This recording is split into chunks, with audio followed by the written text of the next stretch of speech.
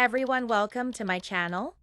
In this video, I will show how to create a data entry form in Excel using built-in macros, no coding required. This method will help you enter data easily without typing it directly into your spreadsheet. Make sure to watch till the end, and if you find this useful, don't forget to like, subscribe, and hit the notification bell icon for more important Excel tips. First, let's set up our worksheet. Create two sheets, the first one for the data you want to collect and the second sheet for creating an entry form. Make sure the collecting sheet header and input form header are the same. Now create a form, write each item and use a background color and follow the steps in this video.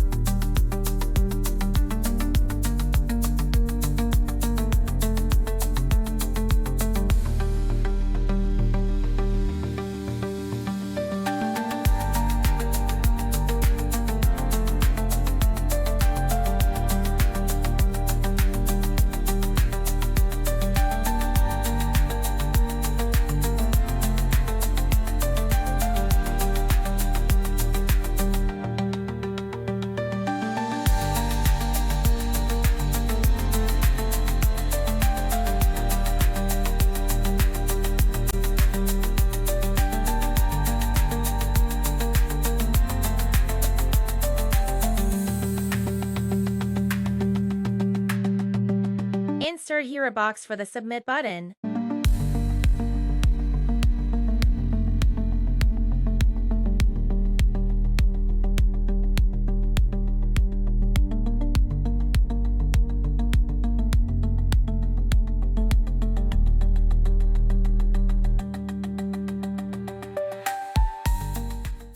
Now fill up the form in Start Record macro.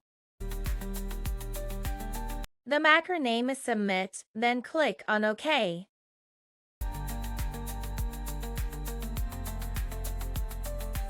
Now copy the fill form and go to the data collecting sheet.